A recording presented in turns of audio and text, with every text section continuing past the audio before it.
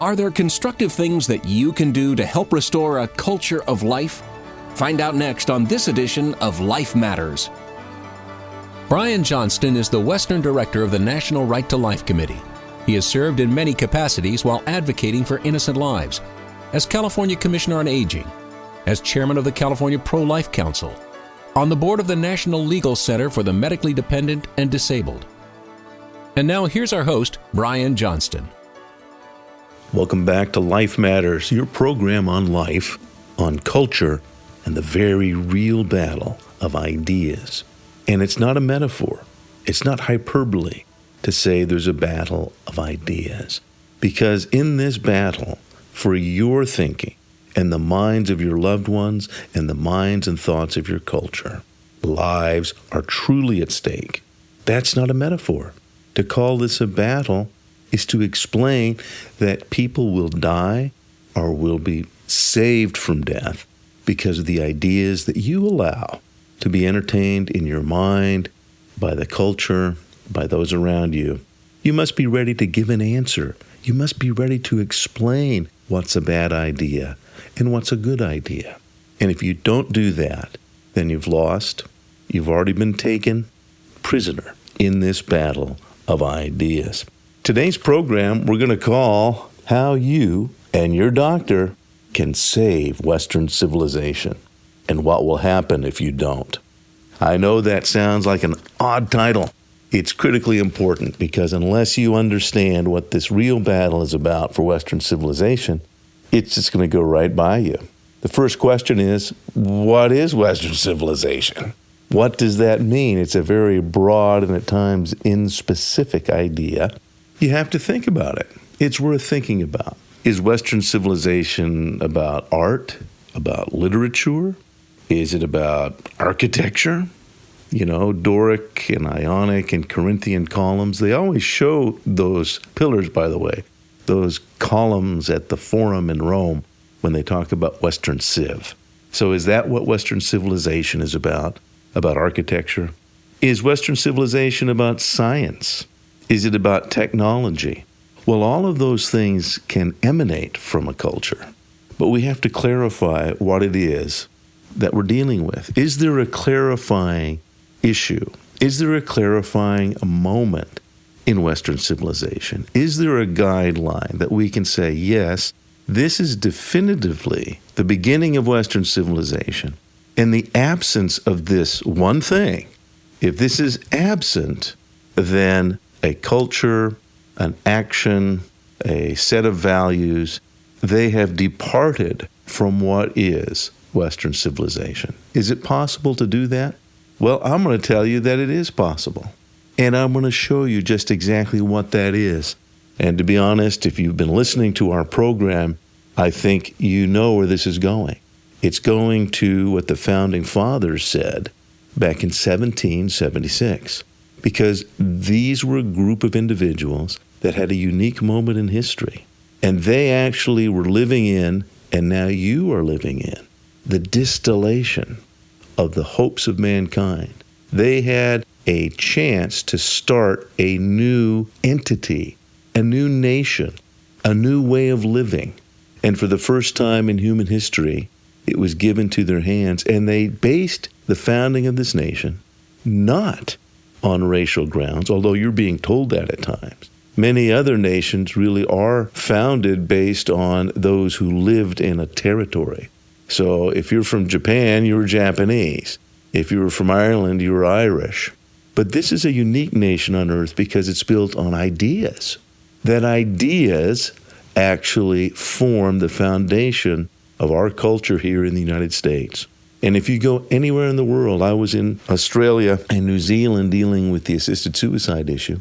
And an individual there, as we were in casual conversation, he stopped me and he said, you know, Brian, anywhere in history and anywhere in the world that there's freedom, it is in emulation of the American principles. So what are these principles? What are these ideas? And the first, foremost, and preeminent is that there are self-evident truths. And the first of the self-evident truths on which one is to build a just society is the right to life of every individual. And that's a self-evident truth. Where did that come from? How on earth could they come up with that? And they all agreed. Even though Jefferson wrote the document, all of the founders edited it. And they all agreed that this is a self-evident truth, that all are created equal, endowed by their Creator with certain inalienable rights that are inherent to each human being. The government doesn't give you those rights.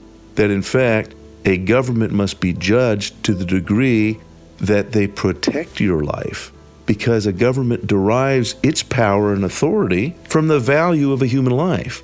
And it's not the other way around. It's the value of human life that gives government its authority. And for this reason, governments are established among men, it says in the founding documents, that protecting human life and property is the first job of a just government. And that is exactly the principle that this nation is built on. And then they went on to design how to ensure that, because that was their goal, to ensure this, that human lives could be protected from those that might take either their life or their liberty or their property. How could those things be protected? And that's how they wrote the Constitution. But the foundation is the idea that there's this thing called the right to life. And where did this come from? Well, it came from Western civilization. So what is it? We have to talk about what is the right to life. It's the idea that mankind is unique and that each individual carries within them that uniqueness. Now, some people look at Western civilization, the Greeks, that they said man is the measure of all things. And that's looking through a glass darkly. There is something to mankind. Humanism, that's the definition of humanism, that man is the measure of all things. And by that, what they were thinking is that there's something extraordinary about mankind. Mankind is so unique and creative. And as it said in the Judeo values that are reflected in the Old Testament, that mankind is made a little bit lower than the angels, yet crowned with glory and honor. And quite specifically, that mankind is made in the image and likeness of God, the imago Dei. So the uniqueness of human beings is one of the essential elements of mankind.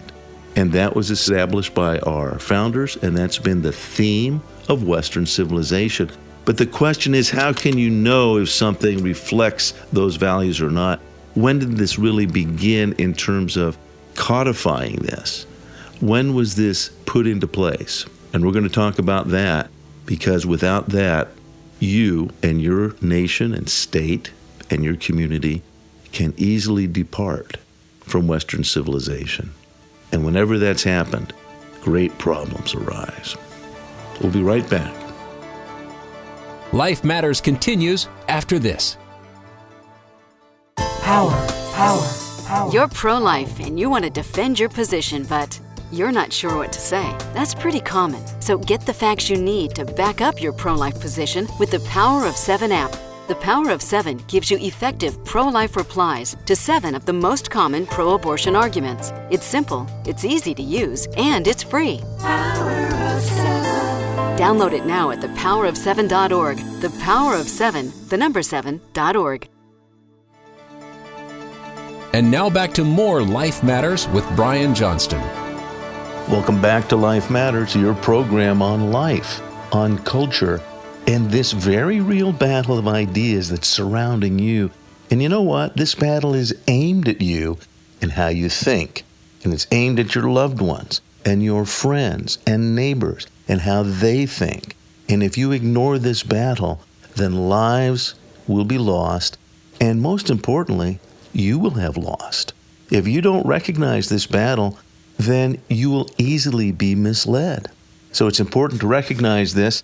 Today's program we're calling How You and Your Doctor Can Save Western Civilization, and what will happen if you don't. Now that sounds like a tall order, but I want to explain to you that it's actually rather direct. What we've been talking about is the definition of Western civilization. What is it? And you can distill it down to actually one basic principle, and that is the significance of human lives. Now, generically speaking, when the Greeks approached it, it was called humanism, that generically human beings are pretty special. they came up with what's known as humanism, that man is the measure of all things. But that was looking through the glass darkly. They did see that there's something special about human beings. What was the defining nature of Western civilization, though? And do you know that most anthropologists agree, whether they're far left or far right, they point out that the one thing that makes Western civilization what it is the Hippocratic Oath, where doctors swear that they will take care and protect their patients, but never ever harm or kill their patients. Now, that may seem simplistic to you. How could that be the definition of Western civilization? And why should only doctors swear this oath? Why is it that plumbers or ballerinas don't swear an oath that they'll never harm or kill? Well, this is why. Because the doctor is the person most likely to kill. That's right. The doctor is the person with the knowledge and ability to kill easily. The doctor is the person, the only member of society, that you're told to go into a room alone with them after taking off all your clothes and tell them what it is that's wrong with you. You have to trust them implicitly. Doctors have been given a great trust.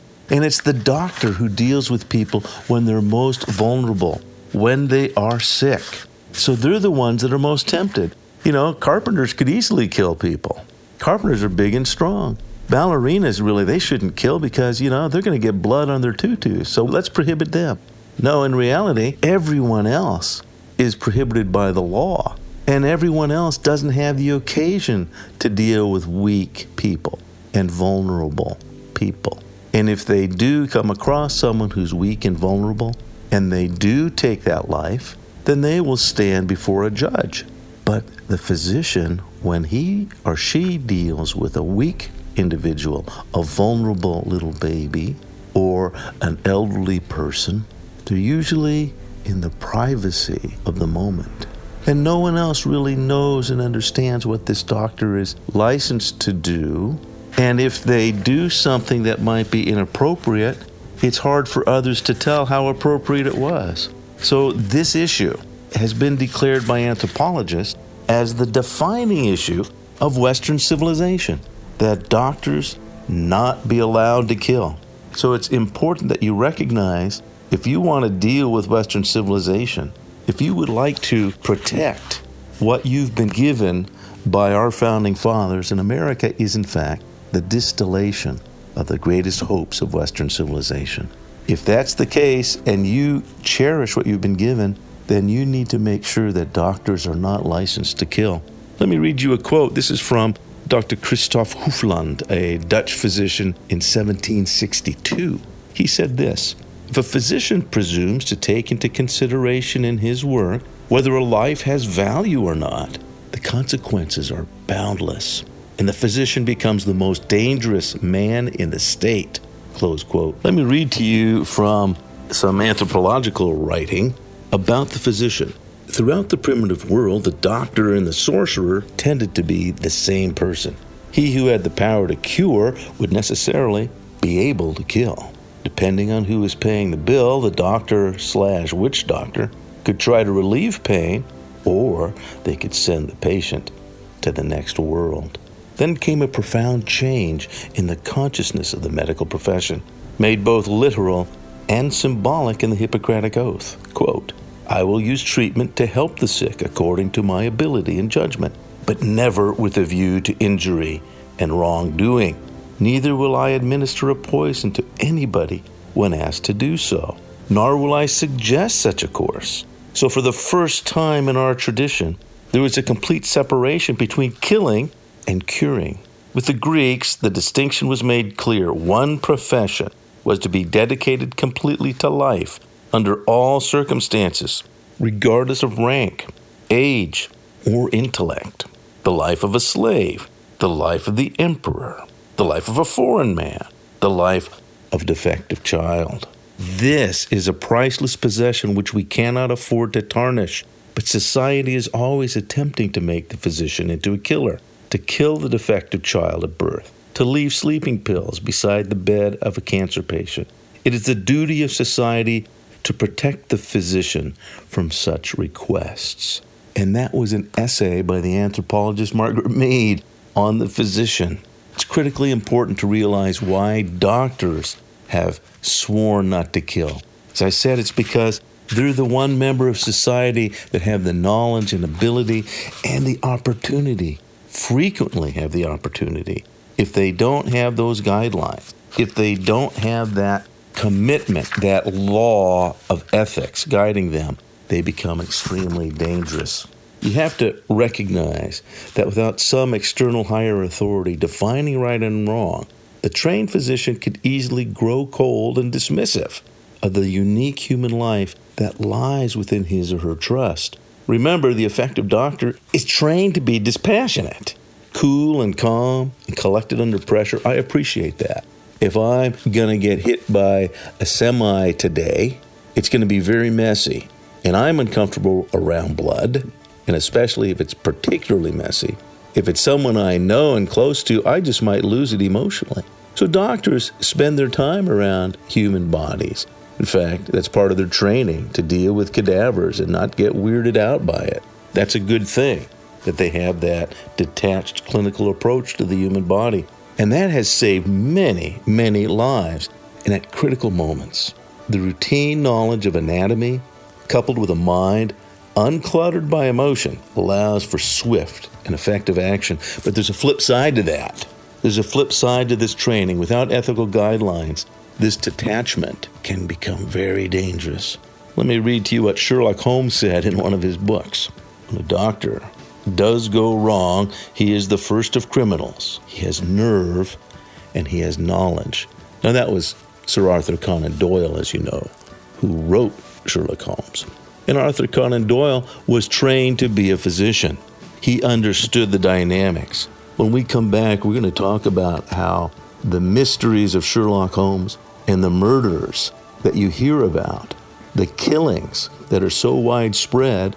We know there's been a lot of killings. We saw what happened in Las Vegas in the summer of 2017.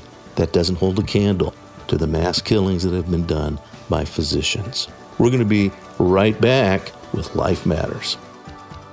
You're listening to Life Matters. If you have questions or comments for Life Matters, call 800-924-2490. Give us your name and the town you're calling from and a quick question or comment.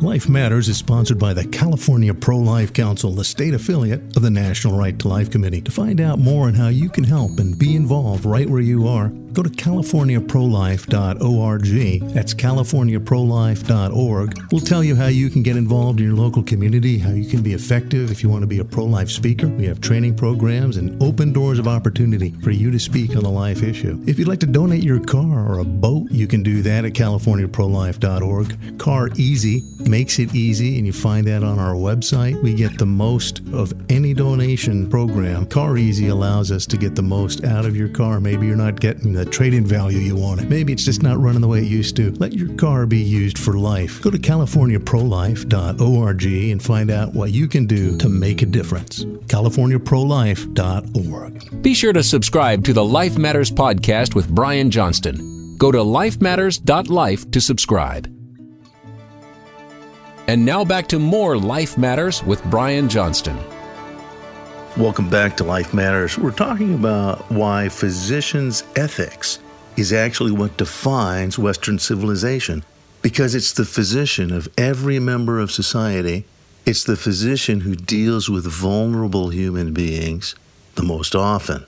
It's the physician that has the knowledge of the human body. And a physician could easily, if they wanted to, if they were alone with you and you were comatose or you were sleeping, a physician could actually easily kill you and never leave a mark. They could use their little finger.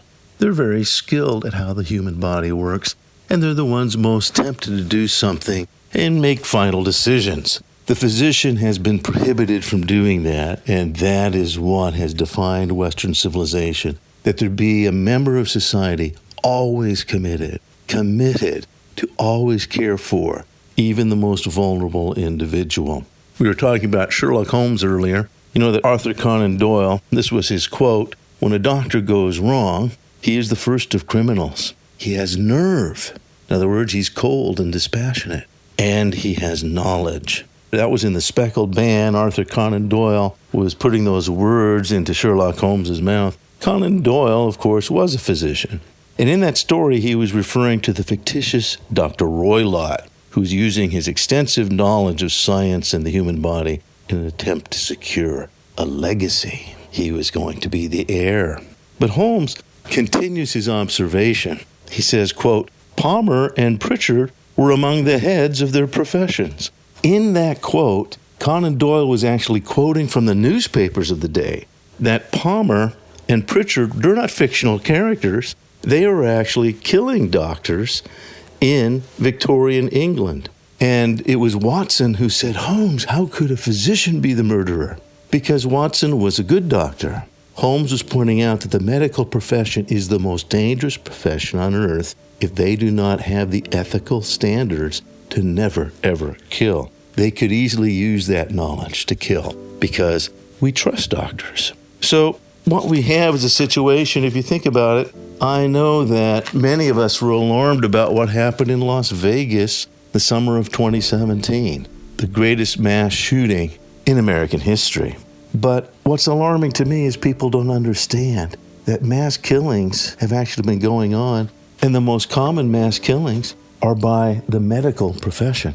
That's right. If you want to know who the most common in recent years mass killer was, it was Dr. Harold Shipman of Hyde, England. And he was one of the UK's worst mass killers. He routinely would give injections to his patients that would basically slowly put them to sleep. He wasn't discovered for a long time. Of his 459 murders, most were elderly women because he would make house calls and he would care for these women. He also, the reason he was discovered finally, is he would arrange to be the heir in many of these cases. The doctor is the most trusted member of society. I challenge you right now, go ahead and Google angel of death cases. They're actually pretty common. They just don't get the outlandish coverage that shootings get. And we're concerned about what happened in Las Vegas. But the medical profession is very, very dangerous because we give them such power and knowledge over the human body that if they don't follow the ethical guidelines, they can be tempted to abuse that knowledge. They can be tempted to abuse that trust. And that's why the Hippocratic Oath was established. Because if a doctor doesn't follow that, then a doctor can be like the witch doctor that can use their knowledge for their own purposes if they so desire. So we're looking at a situation that our culture still has the Hippocratic Oath and tradition. What happens when that's removed? And it now has been removed officially in Oregon, in Washington, in California. We're seeing a variety of states now that are embracing the idea that it's a good thing to use medicine to kill vulnerable patients. If there's no longer that guideline, and we see these murders taking place, again, mass murders, it's not just Dr. Harold Shipman, there's been quite a few. And this is something that is very often happening in nursing homes. And people don't realize this is happening now. And if you don't care about it, then you don't care about Western civilization. I'm sorry. You don't care about the trust that's been handed to you by history. We in America live in a nation that is founded on ideas. And the principal idea is that every life has significance. Every life has value. You know, there have been Western cultures, and in recent times, that have departed from Western civilization.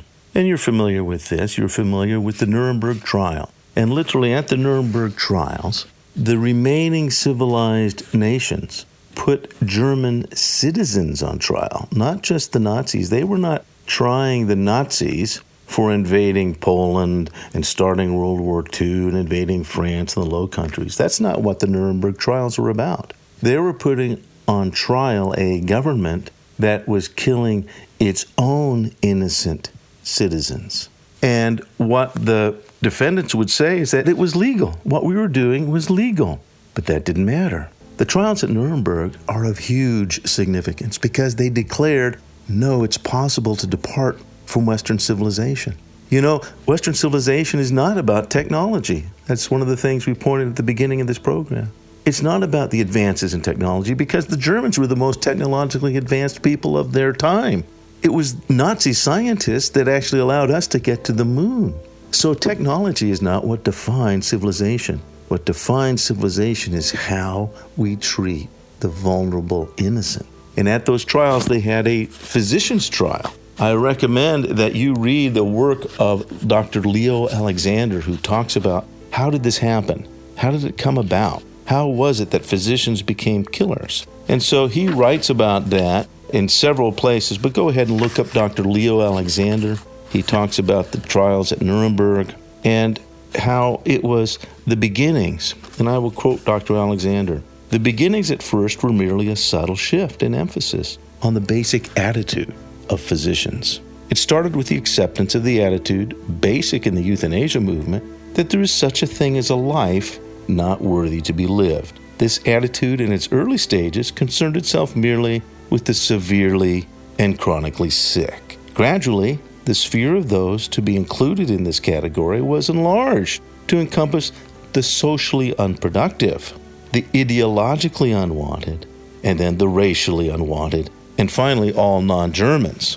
But it is important to realize that the infinitely small, wedged-in lever from which this entire trend of mind received its impetus was the attitude toward the non-rehabilitable sick. And that means someone who can't be rehabilitated. That means someone who has an incurable condition. That means someone who perhaps is old and will never be young again. It's dismissing the value of the most vulnerable. And our nation and our society is doing that now.